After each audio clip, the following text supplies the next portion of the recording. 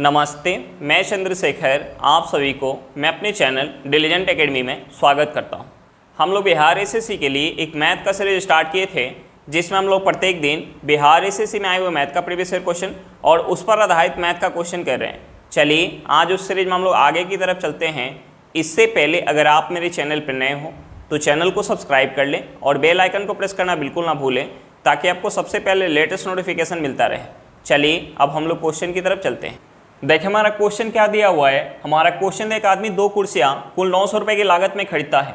एक को उसकी लागत के 4/5 पर और दूसरी को उसकी लागत के 5/4 पर बेचकर उसे कुल मिलाकर इस लेन देन में 90 रुपये का लाभ होता है। कम दाम वाली कुर्सी का लागत कितना है? हमें क्या निकालना है? कम दाम वाली कुर्सी का लागत निकालना है। अब देखिए हमें क्वेश्चन में दोनों कुर्सी का टोटल सीपी कितना दिया हुआ है। हमें टोटल सीपी दिया हुआ है 900 रुपये। हमें टोटल सीपी कितना दिया? 900 रुपये। अब देखिए उसे जो है पूरे लेन देन में 90 रुपये का लाभ हो रहा है, यानी हमें प्रॉफिट कितना दिया है? 90 रुपये का दिया है। तो हम यहाँ से प्रॉफिट परसेंट निकाल सकते हैं। देखिए उसे 90 रुपये का प्रॉफिट हो रहा है। 90 रुपये का प्रॉफिट हो रहा है कितने पर? 900 रुपये पर। गुने हम 100 करेंगे तो यहाँ से हमारा क्या निकल के आ जाएगा? प्रॉफिट परसेंट निकल के आ जाएगा। अब देखिए 2 जीरो से हमारा 2 जीरो कट जाएगा। 9 से 90 कितने बार में जाएगा? 10 बार में। यानी यहाँ से हमारा प्रॉफिट परसेंट क्या निकल के आएगा? 10%। यानी ओवरऑल उसे 10% का प्रॉफिट होगा। अब देखिए हमें क्वेश्चन में आगे क्या दिया है। हमें क्वेश्चन में दिया है कि एक को उसकी लागत के 4/5 पर और दूसरी को उसकी लागत के 5/4 पर बेचता है। यानी पहली कुर्सी की लागत अगर 5 यूनिट होगी, पहली कुर्सी की लागत अगर 5 यूनिट होगी तो उसे बेचेगा कितना में? 4 यूनिट में। यानी यहाँ उसे क्या हो जाएगा? यहाँ उसे हानि हो जाएगा। हानि कितने का हो जाएगा? 1 यूनिट का। कितने पर? 5 यूनिट पर। यानी हम यहाँ से हानि प्रतिशत निकालेंगे तो यहाँ से हमारा क्या निकल के आ जाएगा? 20%। यानी पहली कुर्सी पर उसे 20% का हानि होगा। अब देखिए दूसरी कुर्सी को उसके लागत के 5/4 पर बेच रहा है, यानी उसका लागत, दूसरी कुर्सी का लागत अगर 4 यूनिट होगा तो उसे बेचेगा कितने में? 5 यूनिट में। यानी यहाँ उसे क्या होगा? प्रॉफिट होगा। प्रॉफिट कितने का होगा? 1 यूनिट का। कितने पर? 4 यूनिट पर। यानी यहाँ जो है प्रॉफिट परसेंट कितना हो जाएगा? यहाँ प्रॉफिट परसेंट हो जाएगा 25%। अब देखिए पहली कुर्सी पर उसे 20% का हानि हो रहा है, दूसरी कुर्सी पर 25% का लाभ हो रहा है और ओवरऑल उसे 10% का लाभ हो रहा है। ओवरऑल 10% का लाभ हो रहा है। तो देखिए हम लाभ या हानि प्रतिशत किस पे काउंट करते हैं? लाभ या हानि प्रतिशत हम सीपी पे काउंट करते हैं, यानी बट्टे में हमारा क्या है? सीपी है। तो देखिए जब हम यहाँ लाभ या हानि प्रतिशत लेके एलिगेशन लगाएंगे तो जो हमारा नीचे रेशियो निकल के आएगा, रेशियो किसका निकल के आएगा? सीपी का निकल के आएगा। अब देखिए जब हम एलिगेशन लगाते हैं तो तीनों जगह सेम लेके लगाते हैं, यानी हम तीनों जगह लाभ लेके लगाएंगे या हम तीनों जगह हानि लेके लगाएंगे। अब देखिए पहली पर उसे 20% का हानि हो रहा है, दूसरी पर 25% का लाभ हो रहा है और ओवरऑल 10% का लाभ हो रहा है। तो देखिए हम इस 20% हानि को दूसरे शब्द में बोल सकते हैं कि पहली कुर्सी पर उसे -20% का लाभ हो रहा है। तो देखिए हम यहाँ एलिगेशन लगाएंगे, तो जब हम एलिगेशन लगाते हैं तो बड़े में से छोटे को माइनस करते हैं, यानी हम 25% में से 10% माइनस करेंगे, ये हमारा क्या हो जाएगा? 15% हो जाएगा। उसके बाद हम यहाँ माइनस करेंगे, ये देखिए हमारा क्या है? माइनस का 20% और ये हमारा है प्लस का 10%। यानी माइनस का 20% प्लस के 10% से छोटा है, तो हम यहाँ माइनस करेंगे 10% में से माइनस करेंगे माइनस का 20%, तो ये हमारा हो जाएगा 30%। ये हमारा क्या हो जाएगा? 30%। अब देखिए अगर हम इसे 15 से काटेंगे, यहाँ से हमारा परसेंटेज से परसेंटेज कट जाएगा, 15 से एक बार में जाएगा और ये 15 से 2 बार में जाएगा। यहाँ से हमारा दोनों कुर्सी के सीपी का रेशियो क्या निकल के आ गया? 1:2 निकल के आ गया। यानी पहली कुर्सी का सीपी अगर 1 यूनिट होगा तो दूसरी कुर्सी का सीपी कितना होगा? 2 यूनिट। यानी यहाँ से टोटल सीपी कितना हो गया? यहाँ से टोटल सीपी हो गया 3 यूनिट, यहाँ से टोटल सीपी 3 यूनिट हो गया और हमें क्वेश्चन में टोटल सीपी कितना दिया? 900 रुपया। यानी इस 3 यूनिट का वैल्यू हमें क्वेश्चन में 900 रुपया दिया। तो 1 यूनिट का वैल्यू क्या हो जाएगा? 1 यूनिट का वैल्यू हो जाएगा 300 रुपया। 1 यूनिट का वैल्यू क्या हो जाएगा? 300 रुपया। और हमसे पूछ क्या रहा है? हमसे पूछ रहा है कम दाम वाली कुर्सी का लागत मूल्य। तो देखिए कम दाम वाली कुर्सी का लागत मूल्य क्या है? 1 यूनिट और 1 यूनिट का वैल्यू हमारा क्या निकल के आएगा? 300 रुपया। यानी कम दाम वाली कुर्सी का लागत मूल्य क्या होगा? 300 रुपया होगा। हमारा आंसर क्या निकल के आ गया? 300 रुपये निकल के आ गया। हमारा आंसर क्या निकल के आ गया? 300 रुपये निकल के आ गया। चलिए क्वेश्चन समझ में आ गया होगा। नेक्स्ट क्वेश्चन पे चलते हैं। देखिए हमारा क्वेश्चन क्या दिया हुआ है। हमारा क्वेश्चन है किसी वस्तु के अंकित मूल्य पर ग्राहक को 2/2% बट्टा दिया जाता है। एक व्यक्ति ने वह वस्तु 39 रुपये में खरीदी। वस्तु का अंकित मूल्य कितना है? हमें क्या निकालना? वस्तु का अंकित मूल्य निकालना है। अब देखिए हमें क्वेश्चन में डिस्काउंट परसेंट कितना दिया है? हमें डिस्काउंट परसेंट दिया हुआ है 2/1/2%। तो देखिए हम इसे क्या लिख सकते हैं? हम इसे लिख सकते हैं 5/2%।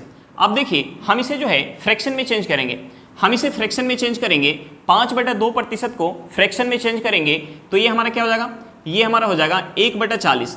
अब देखिए हम यहाँ से वस्तु के एमपी और सीपी का रेशियो निकाल सकते हैं। अब देखिए वस्तु का एमपी अगर 40 यूनिट होगा तो 40 पे 1 का डिस्काउंट देने के बाद सीपी कितना हो जाएगा, सीपी हो जाएगा 39 यूनिट। अब देखिए यहाँ जो है एमपी और सीपी का रेशियो क्या निकल के आ गया, 40:39 निकल के आ गया। और हमें क्वेश्चन में दिया हुआ है कि एक व्यक्ति ने वह वस्तु 39 रुपये में खरीदी और यहाँ जो है वस्तु का सीपी क्या है, 39 यूनिट है। यानी इस 39 यूनिट का वैल्यू हमें क्वेश्चन में क्या दिया हुआ है, हमें क्वेश्चन में दिया हुआ है 39 रुपया और हमसे पूछ क्या रहा है, वस्तु का अंकित मूल्य। तो देखिए वस्तु का अंकित मूल्य कितना है, 40 यूनिट। 39 यूनिट का वैल्यू 39 रुपया है तो 40 यूनिट का वैल्यू कितना हो जाएगा, 40 रुपया हो जाएगा। यानी वस्तु का अंकित मूल्य कितना निकल के आ गया, 40 रुपये निकल के आ गया। हमारा आंसर क्या निकल के आ गया, 40 रुपये निकल के आ गया। चलिए क्वेश्चन समझ में आ गया होगा, नेक्स्ट क्वेश्चन पे चलते हैं। देखिए हमारा क्वेश्चन क्या दिया हुआ है, हमारा क्वेश्चन है कितने समय में 72 रुपये 601/4% वार्षिक साधारण ब्याज की दर से 90 रुपया हो जाएगा। अब देखिए हमें क्वेश्चन में क्या दिया हुआ है, हमें क्वेश्चन में प्रिंसिपल दिया हुआ है। हमें प्रिंसिपल कितना दिया हुआ है, हमें प्रिंसिपल दिया हुआ है 72 रुपया। प्रिंसिपल कितना दिया हुआ, 72 रुपया। और हमें क्वेश्चन में क्या दिया है, अमाउंट दिया हुआ है। हमें अमाउंट कितना दिया हुआ है, 90 रुपया दिया है। हमें अमाउंट कितना दिया, 90 रुपया। अब देखिए यहाँ जो ब्याज काउंट हो रहा है, साधारण ब्याज की दर से ब्याज काउंट हो रहा है। तो देखिए हमें प्रिंसिपल दिया हुआ है और हमें अमाउंट दिया हुआ है, तो हम यहाँ से साधारण ब्याज निकाल सकते हैं।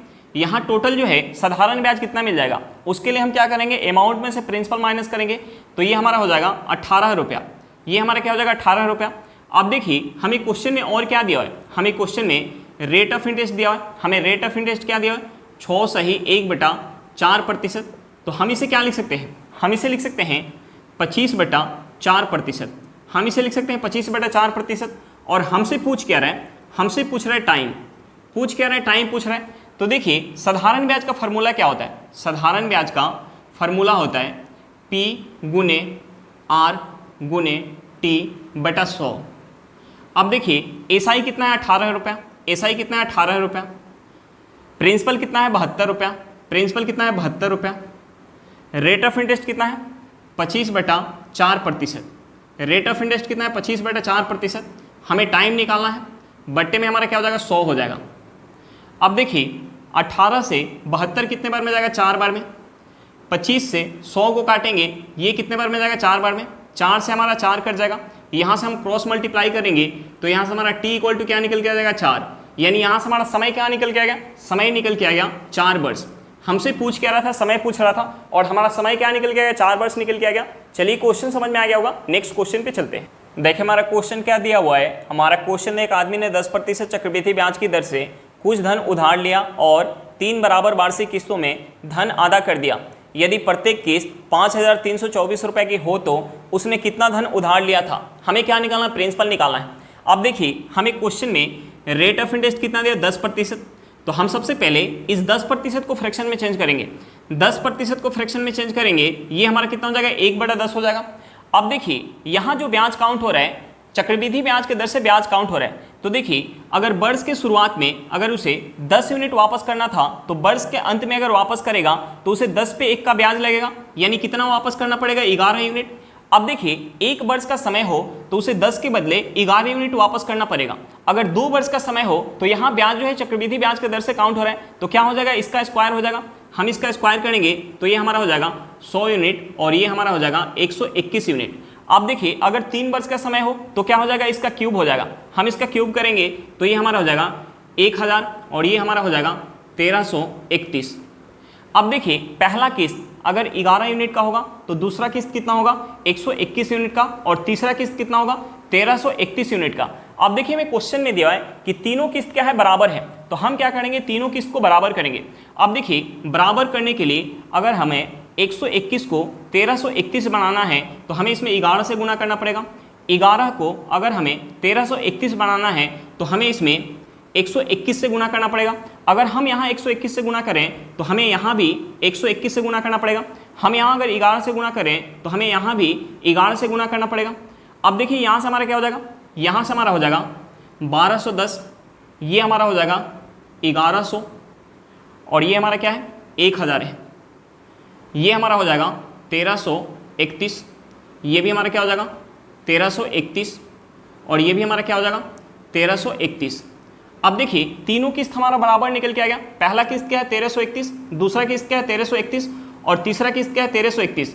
अब देखिए हमें क्वेश्चन में प्रत्येक किस्त का मूल्य कितना दिया है 5324 रुपया, और यहाँ हमारा प्रत्येक किस्त क्या निकल के आ गया 1331 यूनिट, यानी इस 1331 यूनिट का वैल्यू हमें क्वेश्चन में 5324 रुपया दिया हुआ है। तो देखिए हम यहाँ से एक यूनिट का वैल्यू निकाल सकते हैं। एक यूनिट का वैल्यू क्या हो जाएगा, ये कितने बार में जाएगा 1331 से ये चला जाएगा 4 बार में, यानी एक यूनिट का वैल्यू हमारा क्या निकल के आ गया 4 रुपया निकल के आ गया। तो हमसे पूछ के आ रहा है, प्रिंसिपल पूछ रहा है, तो देखिए अगर हम इसे ऐड कर देंगे तो हमारा क्या निकल के आ जाएगा प्रिंसिपल निकल के आ जाएगा, और इसे ऐड कर देंगे तो हमारा क्या निकल के आ जाएगा अमाउंट निकल के आ जाएगा। तो हम इसे ऐड करेंगे तो ये हमारा कितना हो जाएगा, हम इसे ऐड करेंगे तो ये हमारा हो जाएगा 3310, ये हमारा क्या हो जाएगा 3310।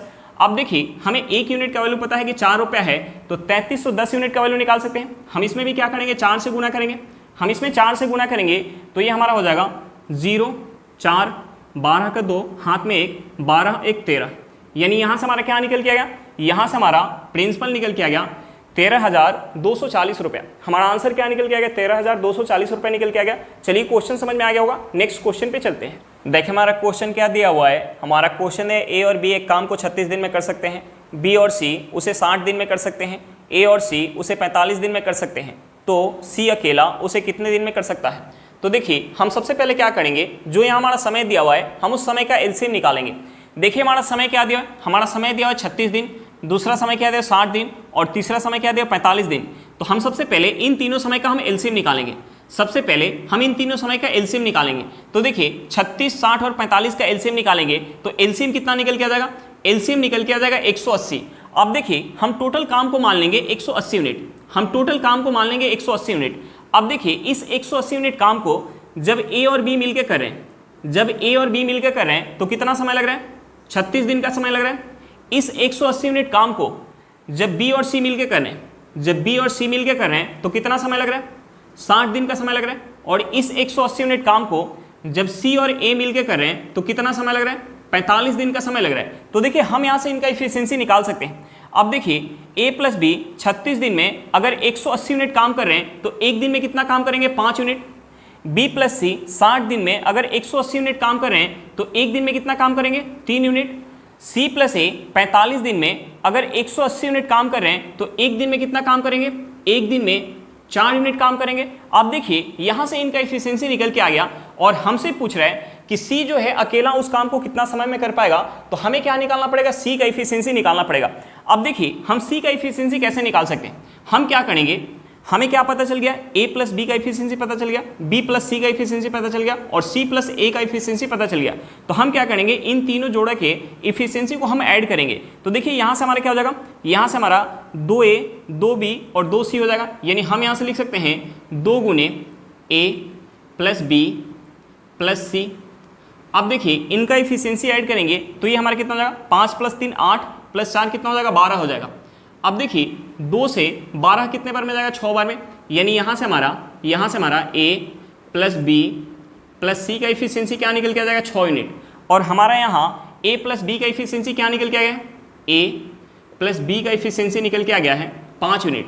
अब देखिए A plus B plus C का इफिशियंसी 6 यूनिट है और A प्लस B का इफिशियंसी 5 यूनिट है, तो हम यहाँ से C का इफिशियंसी निकाल सकते हैं। C का इफिशियंसी निकालने के लिए हम क्या करेंगे, A plus B plus C के इफिशियंसी में से A प्लस B का इफिशियंसी माइनस करेंगे, तो यहाँ से हमारा C का इफिशियंसी क्या निकल के आ जाएगा 1 यूनिट। अब देखिए C जो है 1 यूनिट इफिशियंसी के साथ 180 यूनिट काम करेगा। C जो है 180 यूनिट काम करेगा 1 यूनिट इफिशियंसी के साथ, तो कितना समय लग जाएगा, 180 दिन का समय लग जाएगा। हमारा आंसर क्या निकल के आ गया, हमारा आंसर निकल के आ गया 180 दिन। चलिए क्वेश्चन समझ में आ गया होगा, नेक्स्ट क्वेश्चन पे चलते हैं। देखिए हमारा क्वेश्चन क्या दिया हुआ है, हमारा क्वेश्चन है 8 मजदूर प्रतिदिन 9 घंटे काम करके 18 मीटर लंबी 2 मीटर चौड़ी और 12 मीटर ऊंची दीवार 10 दिन में बना सकते हैं। ज्ञात कीजिए कि 6 घंटे प्रतिदिन काम करके 32 मीटर लंबी 3 मीटर चौड़ी और 9 मीटर ऊंची दीवार 8 दिन में कितने मजदूर बना सकेंगे। तो देखिए हम यहाँ से इस क्वेश्चन को MDH फार्मूला से बना सकते हैं। अब देखिए हमें क्वेश्चन में दिया हुआ है कि 8 मजदूर प्रतिदिन 9 घंटा काम करके 10 दिन में 18 मीटर लंबी 2 मीटर चौड़ी और 12 मीटर ऊंची दीवार बना सकते हैं। तो हमसे पूछ रहे हैं कितना मजदूर, तो हमने मान लिया कि एक्स मजदूर 6 घंटा प्रतिदिन काम करके 8 दिन में कितना दीवार बना रहा है 32 मीटर लंबी, 3 मीटर चौड़ी और 9 मीटर ऊंची। अब देखिए हम इस इक्वेशन से x का वैल्यू निकाल सकते हैं और x का वैल्यू हमने क्या मान के रखा है, मजदूरों की संख्या। तो देखिए हम यहाँ से 8 को काट सकते हैं, हम इस 9 से 18 को काटेंगे, ये कितने बार में जाएगा, 2 बार में। हम इस 2 से 10 को काटेंगे, ये कितने बार में जाएगा, 5 बार में जाएगा। अब देखिए हम यहाँ से और क्या काट सकते हैं, हम इस 3 से अगर 6 को काटेंगे तो ये कितने बार में जाएगा, 2 बार में जाएगा। हम इस 2 से अगर 32 को काट लें तो ये कितने बार में जाएगा, 16 बार में जाएगा। अब देखिए हम यहाँ से अगर क्रॉस गुना करेंगे तो ये हमारा क्या हो जाएगा, ये हमारा हो जाएगा 2 गुने 12 गुने, यहाँ हमारा ऊपर में क्या है, x है, x इक्वल टू इस साइड हमारा क्या है, 5 है गुने, और नीचे में क्या है, नीचे में है 16 गुने 9 है। अब देखिए अगर हम इसे 3 से काट लें तो ये 3 से कितने बार में जाएगा, ये 3 से 4 बार में जाएगा, ये 3 से कितने बार में जाएगा, 4 बार में, और ये 3 से कितने बार में जाएगा, 3 बार में। अब देखिए हम यहाँ 2 में अगर 4 से गुना करेंगे तो ये हमारा क्या हो जाएगा, 8 हो जाएगा, और 8 से 16 कितने बार में जाएगा, 8 से 16 कितने बार में जाएगा, 2 बार में। यहाँ से हमारा x क्या हो जाएगा, हम यहाँ अगर गुना करेंगे तो ये हमारा हो जाएगा, 5 में 2 से करेंगे 10 हो जाएगा, 10 में 3 से करेंगे ये हमारा हो जाएगा 30। यानी मजदूरों का संख्या क्या निकल के आ गया, 30 निकल के आ गया। हमारा आंसर क्या निकल के आ गया, 30 निकल के आ गया। चलिए क्वेश्चन समझ में आ गया होगा, नेक्स्ट क्वेश्चन पे चलते हैं। देखिए हमारा क्वेश्चन क्या दिया हुआ है, हमारा क्वेश्चन है एक व्यक्ति साइकिल से 150 मीटर की दूरी 25 सेकेंड में तय करता है, किलोमीटर पर घंटा में उसकी चाल क्या है। हमें क्या निकालना है, उसकी चाल निकालना है किलोमीटर पर घंटा में। अब देखिए हमें क्वेश्चन में दूरी कितना दिया हुआ है, हमें क्वेश्चन में दूरी दिया हुआ है 150 मीटर, हमें दूरी कितना दिया हुआ है 150 मीटर, और हमें क्वेश्चन में समय कितना दिया हुआ है, हमें समय दिया हुआ है 25 सेकेंड, हमें समय कितना दिया 25 सेकेंड। अब देखिए हमें दूरी दिया हुआ है और हमें समय दिया हुआ है, तो हम यहाँ से स्पीड निकाल सकते हैं। स्पीड निकालने के लिए हम क्या करेंगे, दूरी में हम समय से भाग देंगे। समय हमारा क्या है, 25 सेकेंड है, तो यहाँ से हमारा स्पीड निकल के आ जाएगा। अब देखिए ये 25 से कितने बार में जाएगा, 6 बार में, यानी यहाँ से हमारा स्पीड निकल के आ जाएगा 6 मीटर पर सेकेंड निकल के आ जाएगा। और हमसे स्पीड पूछ रहा है किलोमीटर पर घंटा में, तो देखिए किलोमीटर पर घंटा में चेंज करने के लिए हम इसमें क्या करेंगे, हम इसमें 18/5 से गुना करेंगे। किलोमीटर पर घंटा में चेंज करने के लिए हम इसमें 18/5 से गुना करेंगे तो ये हमारा किलोमीटर पर घंटा में चेंज हो जाएगा। अब देखिए अगर हम 18 में 6 से गुना करेंगे तो ये हमारा क्या हो जाएगा, 108 हो जाएगा। ये हमारा हो जाएगा 108/5 किलोमीटर पर घंटा। अब देखिए हम इसे पॉइंट में चेंज कर लेते हैं, हम इसे पॉइंट में चेंज करेंगे तो ये 5 से कितने बार में जाएगा, 2 बार में। 5 से 8 कितने बार में जाएगा, 1 बार में। हाथ में क्या आ जाएगा, 3 आ जाएगा, हम पॉइंट लगाएंगे, 1 0 आएगा, 30 हो जाएगा। 30 5 से कितने बार में जाएगा, 6 बार में, यानी यहाँ से हमारा निकल के आ गया 21.6 किलोमीटर पर घंटा। किलोमीटर पर घंटा में स्पीड क्या निकल के आ गया, 21.6 किलोमीटर पर घंटा निकल के आ गया। चलिए क्वेश्चन समझ में आ गया होगा, नेक्स्ट क्वेश्चन पे चलते हैं। देखिए हमारा क्वेश्चन क्या दिया हुआ है, हमारा क्वेश्चन है कि रेलगाड़ी और एक प्लेटफॉर्म की लंबाई परस्पर बराबर है। यदि 90 किलोमीटर पर घंटा की रफ्तार से रेलगाड़ी 1 मिनट में पूरा प्लेटफॉर्म पार कर लेती है तो रेलगाड़ी की लंबाई बताइए। हमें क्या निकालना है, रेलगाड़ी की लंबाई निकालना है। अब देखिए हमें क्वेश्चन में क्या दिया हुआ है, हमें क्वेश्चन में रेलगाड़ी का हमें स्पीड दिया हुआ है, हमें स्पीड क्या दिया है, 90 किलोमीटर पर घंटा दिया हुआ है। तो देखिए हम इसे मीटर पर सेकंड में चेंज कर लेते हैं। अब देखिए मीटर पर सेकंड में चेंज करने के लिए हम क्या करेंगे, इसमें गुना करेंगे 5/18 से। तो देखिए 18 से 90 कितने बार में जाएगा, 5 बार में। 18 से 90 कितने बार में जाएगा, 5 बार में। 5 में हम 5 से गुना करेंगे, ये हमारा हो जाएगा 25 मीटर पर सेकेंड। रेलगाड़ी का स्पीड मीटर पर सेकंड में क्या निकल के आ गया, 25 मीटर पर सेकंड।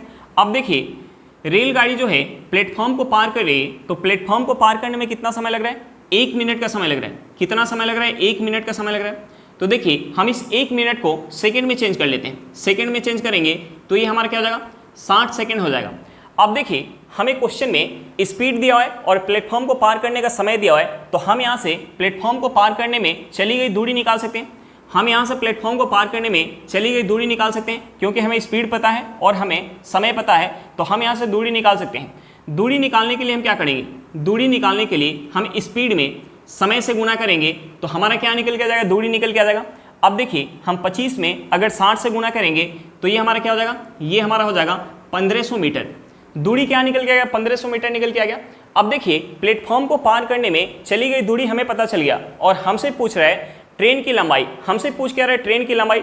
अब देखिए ट्रेन जो है यहाँ एक प्लेटफॉर्म को पार करिए, तो देखिए जब भी कभी कोई ट्रेन किसी प्लेटफॉर्म को पार करती है या किसी पुल को पार करती है तो उस केस में ट्रेन अपनी लंबाई प्लस की जिसे पार करती है उसकी लंबाई के बराबर दूरी चलती है। और हमें क्वेश्चन में दिया है कि रेलगाड़ी की लंबाई और प्लेटफॉर्म की लंबाई परस्पर बराबर है, यानी दोनों की लंबाई बराबर है। तो देखिए दोनों की लंबाई बराबर है और प्लेटफॉर्म को पार करने में रेलगाड़ी अपनी लंबाई प्लस की प्लेटफॉर्म की लंबाई के बराबर दूरी चलेगी और प्लेटफॉर्म को पार करने में चली गई दूरी हमारा क्या निकल के आ गया, 1500 मीटर निकल के आ गया।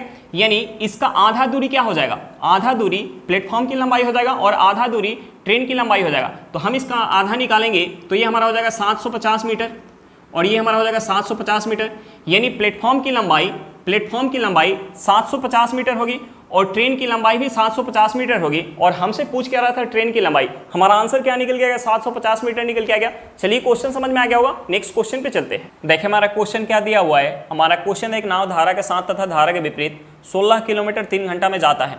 यदि धारा की चाल 4 किलोमीटर पर घंटा हो तो नाव की चाल ज्ञात करें। हमें क्या निकालना है, नाव की चाल निकालना है। अब देखिए हमें क्वेश्चन में क्या दिया हुआ है, हमें क्वेश्चन में दिया कि नाव जो है एक बार धारा के साथ 16 किलोमीटर जा रहा है और एक बार धारा के विपरीत 16 किलोमीटर जा रहा है, तो टोटल उसे 3 घंटा का समय लग रहा है। और हमें क्वेश्चन में क्या दिया है, धारा का स्पीड दिया है और हमसे पूछ कर रहा है नाव का स्पीड पूछ रहा है। तो देखिए एक हमारा कंसेप्ट होता है d = t × x² minus y² बटा 2 × x। अब देखिए यहाँ d क्या होता है, एक साइड की दूरी, t क्या होता है टोटल टाइम, x क्या होता है नाव का स्पीड, y क्या होता है धारा की स्पीड। अब देखिए हमें क्वेश्चन में एक साइड का दूरी क्या दिया है, हमें क्वेश्चन में एक साइड का दूरी दिया है 16 किलोमीटर, टोटल टाइम क्या दिया है 3 घंटा। हमसे नाव का स्पीड पूछ रहा है यानी x का वैल्यू पूछ रहा है और धारा का हमें स्पीड क्या दिया 4 किलोमीटर पर घंटा। तो देखिए y की जगह अगर हम 4 पुट करेंगे और 4 का स्क्वायर करेंगे तो ये हमारा क्या हो जाएगा 16 हो जाएगा, बट्टे में हमारा क्या है 2x है। अब देखिए हम यहाँ से क्रॉस गुना करेंगे तो ये हमारा हो जाएगा 32x इक्वल टू, हम इसमें 3 से गुना करेंगे तो ये हमारा हो जाएगा 3x² माइनस 48 हो जाएगा। अब देखिए हम यहाँ से क्या लिख सकते हैं, इस 32x को अगर हम उस साइड लेके जाएंगे तो हमारा प्लस में तो माइनस में हो जाएगा। यानी हम यहाँ से लिख सकते हैं 3x² minus 32x minus 48 equal to 0। अब देखिए हम इस इक्वेशन से x का वैल्यू निकाल सकते हैं। अब देखिए हम क्या करेंगे, इस माइनस 48 में अगर 3x² से गुना करेंगे तो ये हमारा क्या हो जाएगा माइनस 144x² हो जाएगा। अब देखिए इस 32x को हम इस तरीके से तोड़ेंगे ताकि जोड़ने पर माइनस 32x आ जाए और गुना करने पर माइनस 148x² आ जाए। तो देखिए हम यहाँ से इसे लिख सकते हैं दो पार्ट में, हम इसे लिख सकते हैं 3x² माइनस 36x प्लस का 4x माइनस 48 इक्वल टू 0। अब देखिए गुना करेंगे तो ये हमारा क्या हो जाएगा माइनस 144x² हो जाएगा और इसे जोड़ेंगे तो ये हमारा क्या हो जाएगा माइनस 32x हो जाएगा। अब देखिए हम यहाँ से क्या कॉमन ले सकते हैं, हम यहाँ से 3x कॉमन ले सकते हैं। तो देखिए यहाँ हमारा अंदर क्या बच जाएगा, यहाँ हमारा बच जाएगा x माइनस यहाँ हमारा क्या बच जाएगा 12 बच जाएगा। अब देखिए हम यहाँ से क्या कॉमन ले सकते हैं, हम यहाँ से प्लस का 4 कॉमन ले सकते हैं तो यहाँ हमारा बच जाएगा x माइनस 12 इक्वल टू 0। अब देखिए हम इन दोनों में से क्या कॉमन ले सकते हैं, हम इन दोनों में से x माइनस 12 कॉमन ले सकते हैं। तो हमारा अंदर क्या बच जाएगा, x माइनस 12 हम कॉमन लेंगे तो अंदर हमारा बच जाएगा 3x प्लस का 4 इक्वल टू 0। अब देखिए यहाँ से हमारा x का 2 वैल्यू आएगा, यहाँ से हमारा एक बार हम इसके बराबर 0 रखेंगे और एक बार इसके बराबर 0 रखेंगे तो यहाँ से हमारा आ जाएगा x इक्वल टू 12 और यहाँ से हमारा क्या आ जाएगा, यहाँ से हमारा आ जाएगा x इक्वल टू माइनस 4/3। अब देखिए नाव का स्पीड माइनस में नहीं होगा, नाव का स्पीड माइनस में नहीं होगा, यानी हम x का माइनस वाला वैल्यू नहीं लेंगे। तो हमारा क्या हो जाएगा, नाव का स्पीड पूछ रहा था और नाव का स्पीड यहाँ क्या है x है और x का वैल्यू क्या निकल के आएगा 12 निकल के आ गया, यानी नाव का स्पीड निकल के आ गया 12 किलोमीटर पर घंटा। नाव का स्पीड क्या निकल गया, 12 किलोमीटर पर घंटा निकल गया। हमारा आंसर क्या निकल गया, 12 किलोमीटर पर घंटा निकल गया। चलिए क्वेश्चन समझ में आ गया होगा, नेक्स्ट क्वेश्चन पे चलते हैं। देखिए हमारा क्वेश्चन क्या दिया हुआ है, हमारा क्वेश्चन एक समबाहुभुज के आंतरिक कोणों का योग 1440 डिग्री है, भुजाओं की संख्या कितनी है, हमें क्या निकालना है, भुजाओं की संख्या निकालना है। तो देखिए हमने मान लिया कि समबाहुभुज की भुजाओं की संख्या n है, समबाहुभुज की भुजाओं की संख्या n है। तो देखिए हम समबाहुभुज के आंतरिक कोणों का योग कैसे निकालते हैं, समबाहुभुज के आंतरिक कोणों के योग का हमारा फार्मूला होता है, योग का हमारा फार्मूला होता है 2n-4 इंटू 90 डिग्री। अब देखिए हमें क्वेश्चन में योग क्या दिया हुआ है, हमें क्वेश्चन में योग दिया हुआ है 1440 डिग्री इक्वल टू हमारा क्या हो जाएगा 2n-4 गुने 90 डिग्री हो जाएगा। अब देखिए 90 डिग्री से ये कितने बार में जाएगा, 1440 डिग्री 90 डिग्री से कितने बार में जाएगा, 16 बार में, यानी यहाँ से हमारा हो जाएगा 16 इक्वल टू 2n-4। अब देखिए इस -4 को अगर हम इस साइड लेके आएंगे तो माइनस में है तो प्लस में हो जाएगा, यानी 16 में 4 ऐड करेंगे तो यहाँ से हमारा क्या हो जाएगा 2n इक्वल टू ये हमारा क्या हो जाएगा 20 हो जाएगा। 16 में 4 ऐड करेंगे तो ये हमारा क्या हो जाएगा 20 हो जाएगा। 2 से 20 कितने बार में जाएगा, 10 बार में, यानी यहाँ से हमारा n क्या निकल के आ जाएगा, 10 निकल के आ जाएगा। और हमने n क्या मान के रखा था, समबाहुभुज की भुजाओं की संख्या। तो देखिए समबाहुभुज की भुजाओं की संख्या हमारी क्या निकल के आ गई, 10 निकल के आ गई। हमारा आंसर क्या निकल के आ गया, 10 निकल के आ गया। चलिए क्वेश्चन समझ में आ गया होगा। आज के लिए इतना ही, फिर मिलते हैं नेक्स्ट क्लास में। अगर क्लास अच्छा लगे तो क्लास को लाइक करिएगा, अगर आप मेरे चैनल पर नए हो तो चैनल को सब्सक्राइब करिएगा और क्लास को अपने दोस्तों के साथ शेयर करना बिल्कुल मत भूलिएगा। चलिए बाय बाय।